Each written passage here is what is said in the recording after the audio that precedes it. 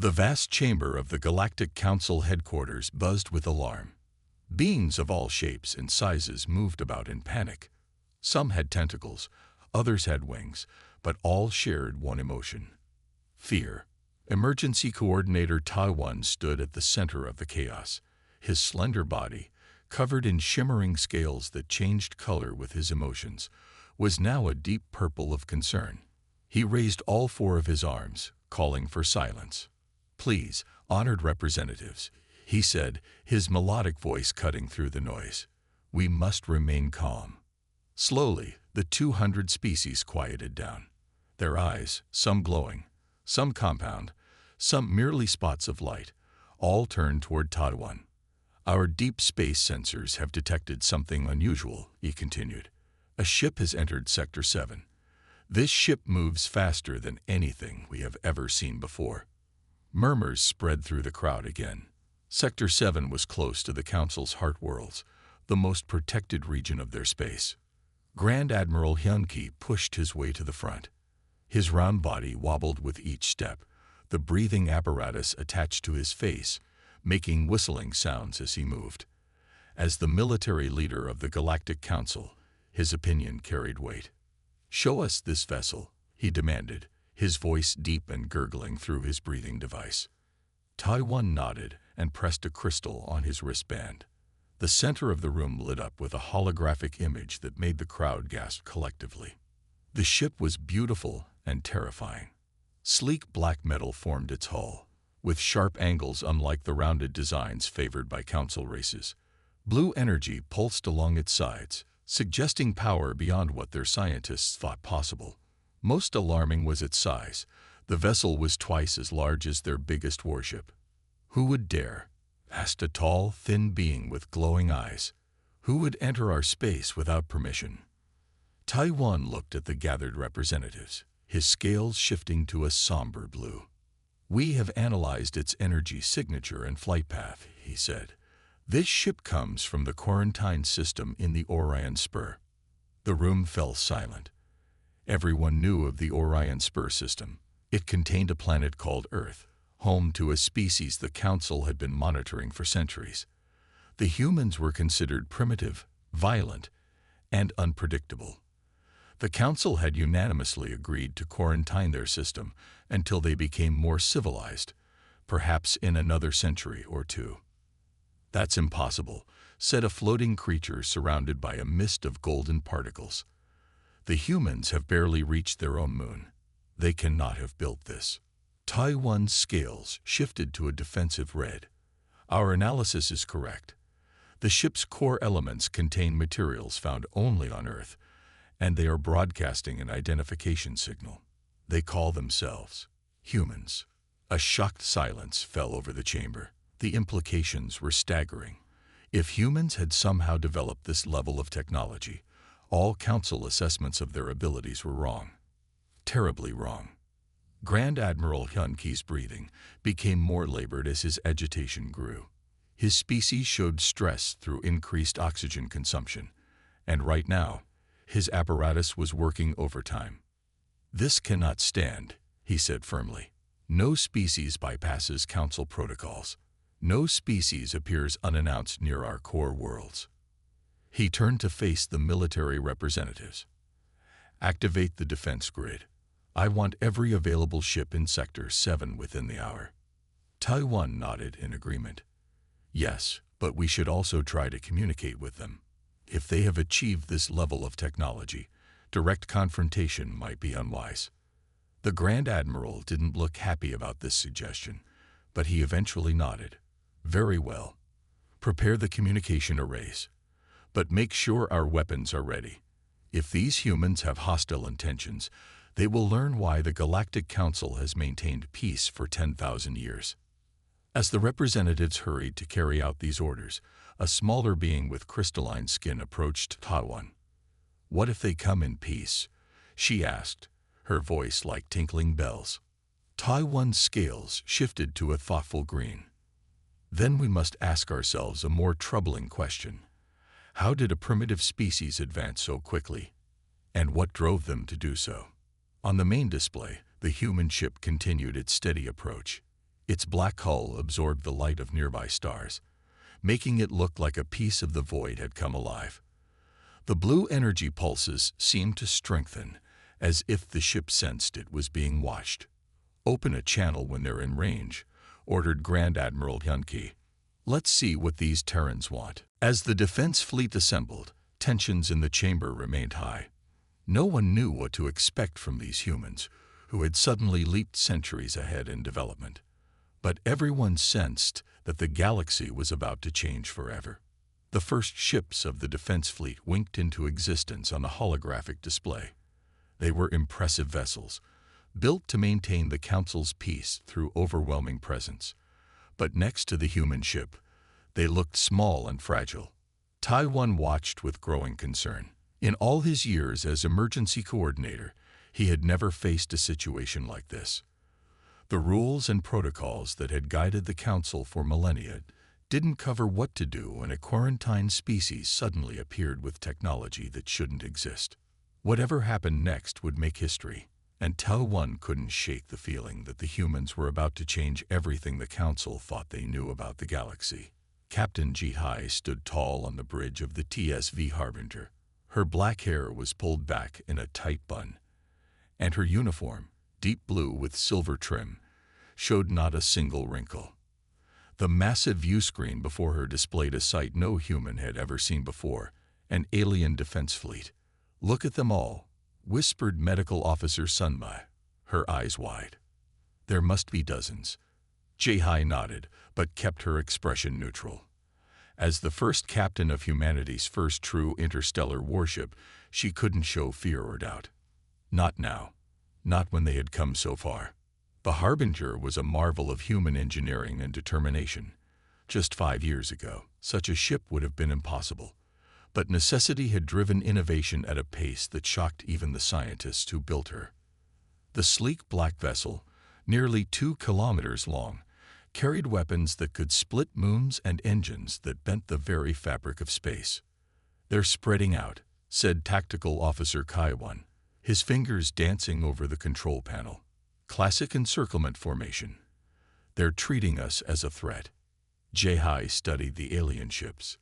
They were beautiful in their way, organic shapes with flowing lines, unlike the sharp angles of the Harbinger. They glowed with soft colors, blues, greens, and purples that seemed to pulse like heartbeats. "Well, we did just appear in their territory unannounced," she said. "I'd be worried if they didn't take precautions." The bridge crew, 12 of Earth's finest, maintained their stations with practiced efficiency. Though this was their first encounter with alien life, they had trained for this moment in thousands of simulations.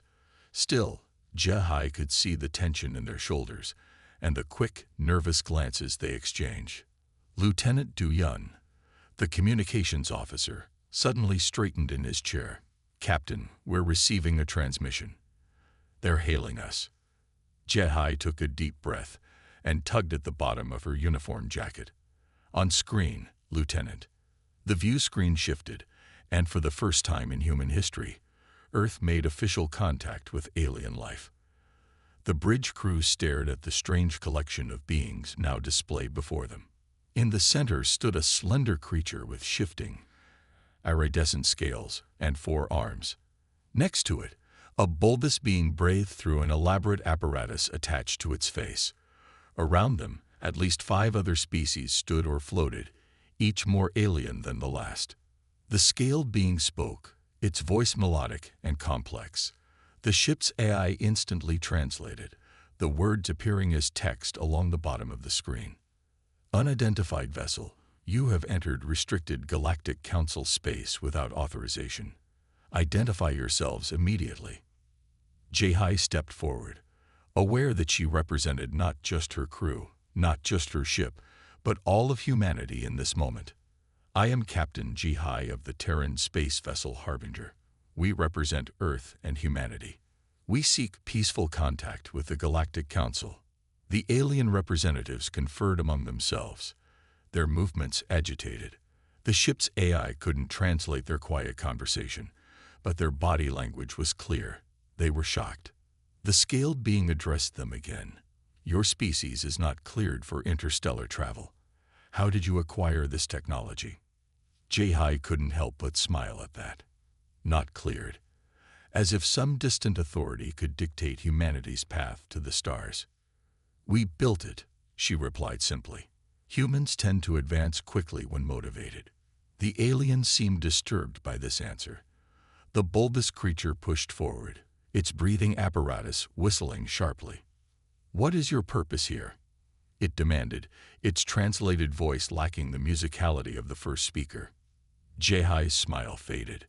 This was the moment of truth, the reason they had pushed their technology to its limits, the reason Earth had united as never before. To deliver a message, she replied. And a warning. The silence that followed was heavy with tension. The alien seemed frozen, processing her words. Lieutenant Du Yun muted the transmission and turned to Jihai. They're scanning us, Captain. Deep scans, trying to penetrate our hulls. Let them, Jihai said. They need to see our capabilities. It will make them more likely to listen. The scaled alien spoke again. A warning. Is this a threat, Captain Jihai? Not from us, she assured them. We come in peace to the Galactic Council, but there is something coming that threatens us all. Executive Officer Han Seok moved to stand beside his captain. They don't believe us, he said quietly. Look at their postures. They think we're lying or exaggerating. They will believe, Jihai said firmly. Once they see our evidence. She turned back to the screen. We request a meeting with your full council. What we have to share cannot wait. The aliens conferred again, more urgently this time. Finally, the scaled one nodded. We will escort your vessel to Diplomatic Station Alpha. You may bring a small delegation to present your warning. The rest of your crew will remain aboard your ship, which will be held in a containment field. Jihai nodded. Agreed. Send us the coordinates. The transmission ended, and the bridge crew exhaled collectively. Well, that went better than simulation number 47, joked Kaiwan, breaking the tension. Jihai allowed herself a small smile. They're curious. That's good. Curiosity might keep them alive long enough to help us. As the Harbinger followed its escort toward the diplomatic station, Jihai stared at the alien fleet surrounding them. So advanced in some ways, yet completely unprepared for what was coming. Just like Earth had been. Do you think they'll listen? Asked Sunmei. Jihai's face grew serious. They have to, or none of us will survive what's coming. The Harbinger moved deeper into Galactic Council space, its black hull standing out starkly against the colorful alien vessels. Inside, humanity's best and brightest prepared to deliver news that would change the galaxy forever. The Council's emergency chamber was unlike anything humans had ever built. The ceiling arched hundreds of meters overhead, made of a crystal-like material that caught and scattered light in rainbow patterns. The floor sloped downward in concentric circles, with delegates seated according to their status. At the very center stood a raised platform where speakers could address the assembly. It was on this platform that Captain Jihai now stood, feeling the weight of 200 alien gazes. Her small delegation, Executive Officer Han Seok, Science Officer Yunji, and Security Chief Min-Su, waited quietly at the edge of the platform.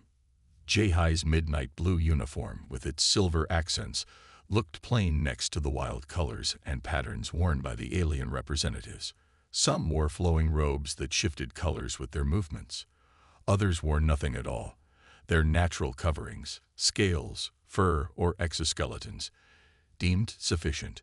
Taiwan, the scaled emergency coordinator, stood nearby to introduce the human delegation.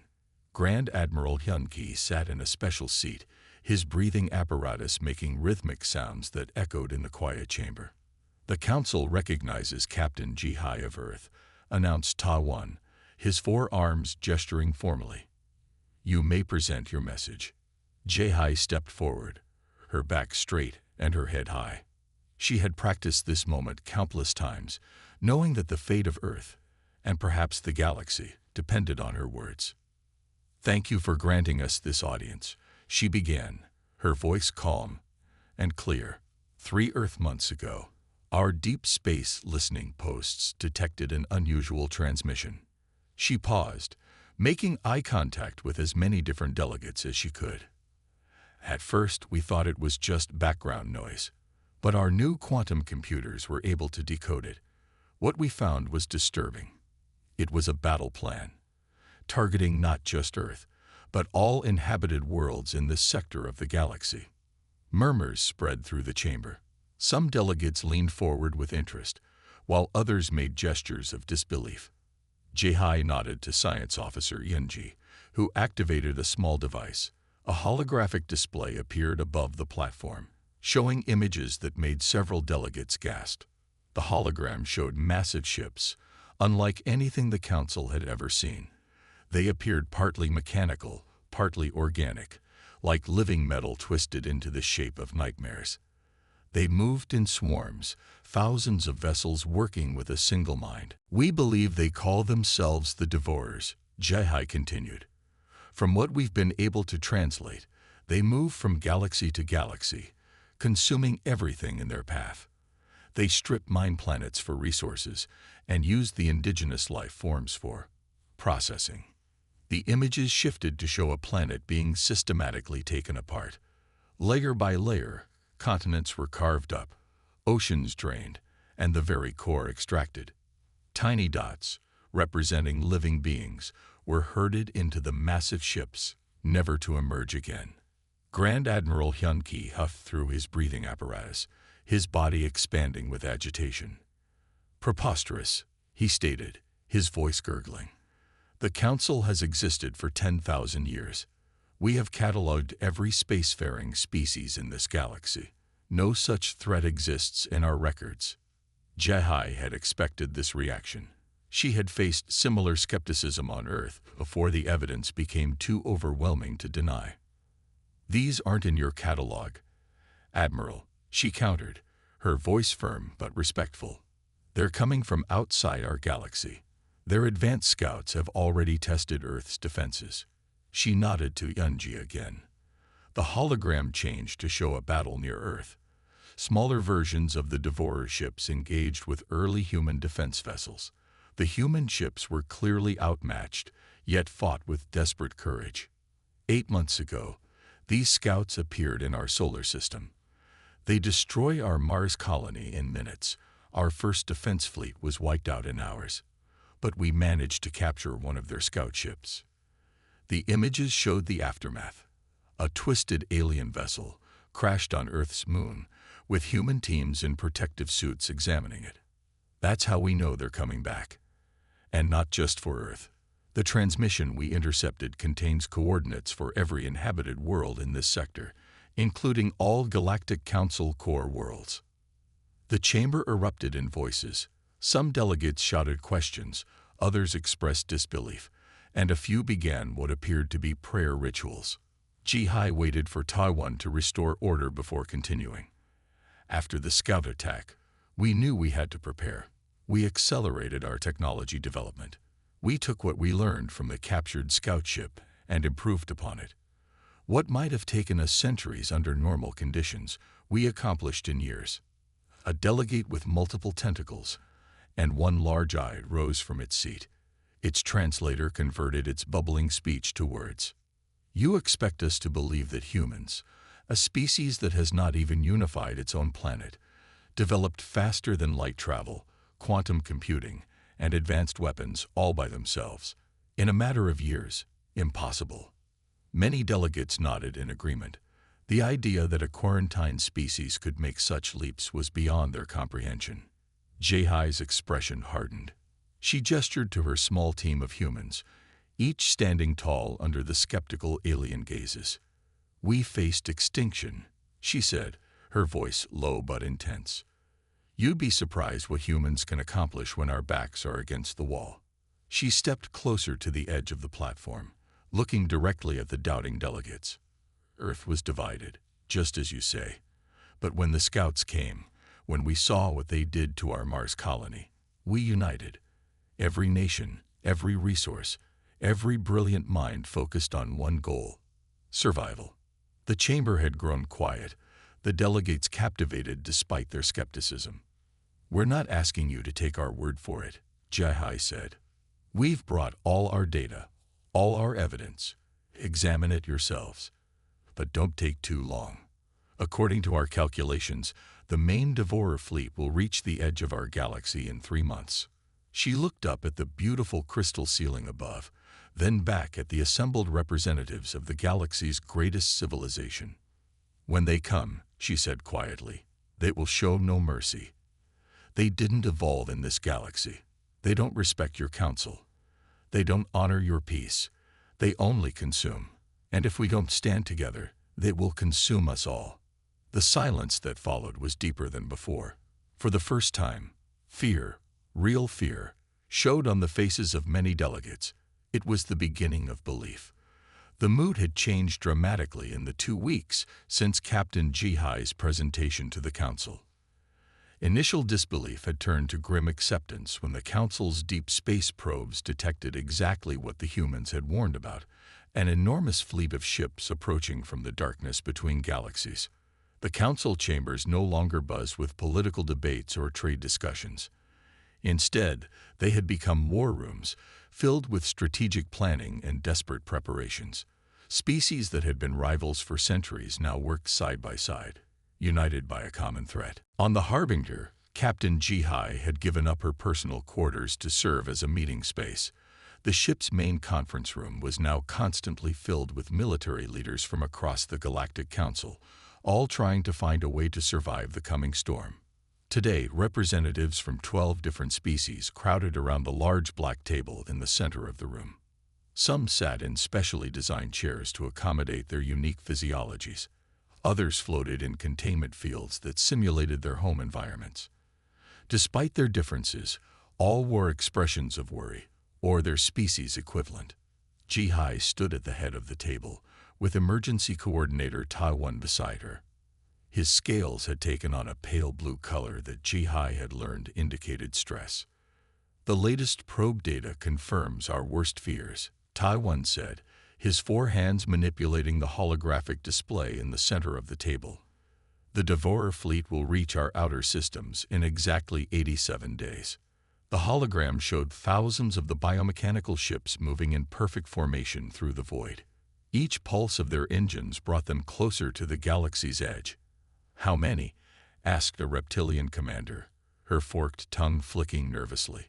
"Our best estimate is between 15 and 20,000 vessels," replied Taiwan. "Far more than we anticipated." A heavy silence fell over the room. The Galactic Council had never faced a threat of this magnitude. Their peacekeeping fleet, while numerous, had been designed to handle pirates and small rebellions, not an invasion of this scale. HFY nodded to Dr. Minho, the Harbinger's chief engineer, a small man with round glasses and perpetually ink-stained hands. He didn't look like most people's idea of humanity's greatest technical mind, but his genius had been crucial in adapting the alien technology found in the scout ship. "We need to talk about our capabilities," Minho said, stepping forward. "The Terran Defense Fleet has completed construction of 30 vessels, including the Harbinger. Each ship carries weapons capable of destroying a Devourer scout in a single hit." He adjusted his glasses nervously. "But we simply don't have enough ships. Even with our advanced weapons, 30 vessels cannot stop 20,000. A blue-skinned alien with 6 eyes leaned forward. "The Council fleet has over 5,000 ships," she said, "but our weapons are not designed for this kind of conflict. They were built for precision, for minimal damage, for keeping the peace, not waging war," added another delegate sadly. HFY exchanged a glance with Minho. This was the moment they had been working toward, the real reason they had come to the Council, instead of trying to flee Earth and find a new home. "That's why we're proposing an alliance," she said. "Your ships combined with our technology." Minho tapped his datapad, and the holographic display changed to show detailed schematics of the Harbinger systems. "Our ships are fast and our weapons advanced," he explained, "but we lack numbers. We have only 30 vessels ready. You have thousands of ships, but they need upgrades to face this threat. A tall, thin alien with metallic skin stepped closer to examine the schematics. Ji-Hai recognized him as Junho, the Council's master of weapons technology. It's your propulsion and shield technology that's remarkable, Junho admitted, his voice like distant wind chimes. These quantum-folded barriers, they're beyond anything we've developed. How did you create such systems? Minho smiled grimly, remembering the frantic months of work after the scout attack. When the scouts attacked Earth, they destroyed our moon base in seconds, killed 5,000 colonists, but we managed to salvage parts of their ship. We studied it, reverse-engineered the technology, and then improved upon it. Several aliens exchanged glances of disbelief. You improved upon technology you had never seen before, asked a small, floating scientist with translucent skin. Technology that must have taken the Devorers centuries to develop. Ji-Hai stepped forward. That's what humans do, she stated simply. We adapt. We overcome. And now, we share. She pressed a crystal on the table, and the holographic display expanded, showing detailed technical schematics for engines, weapons, and shield systems.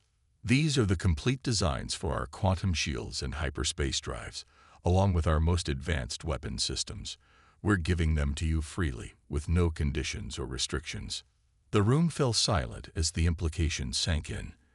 In Galactic Council society, such technology would be worth entire star systems. No species had ever simply given away their military advantages. Why would you do this? Asked Tawan, his scales shifting to a curious yellow. Your species could have demanded anything in exchange. Ji-Hai looked around the room, meeting the eyes, stalks, or sensory organs of each delegate. Because if we don't survive, nothing else matters, she said quietly. Earth cannot stand alone against this threat. Neither can the Galactic Council. But together, if we combine your numbers with our technology, we might have a chance. She gestured to the schematics floating before them. Our engineers can help your shipyards implement these designs. We estimate we can upgrade about 200 ships per day. Not enough for your entire fleet, but enough to create a fighting force that might make a difference. The delegates began talking excitedly among themselves, their various languages creating a strange symphony of sounds as their translators struggled to keep up. Taiwan's scales had shifted to a bright, hopeful green. The Council will approve this alliance, he said. We must begin immediately. As the meeting broke into smaller work groups, with human engineers paired with alien technicians, Ji-Hai found herself standing alone with Taiwan. Your species continues to surprise us, he said. When we first detected your ship, many wanted to destroy it immediately. Ji-Hai nodded. And now? Now, said Taiwan, I believe we may all owe you our lives. At the very edge of the galaxy, where stars grew sparse and the darkness of the void pressed close, 5,000 ships hung in silent formation. It was the largest fleet ever assembled in the history of the Galactic Council. Ships of all sizes and designs, from the bulbous cruisers of the Pralaxian Guard to the crystalline destroyers of the Luminal Collective, had gathered for one purpose: survival. Among them, 30 black vessels stood out sharply against the colorful council ships. Human vessels, once considered primitive by galactic standards, they now served as the fleet's greatest hope. On the bridge of the TSV Harbinger, Captain Ji-Hai stood before the main tactical display.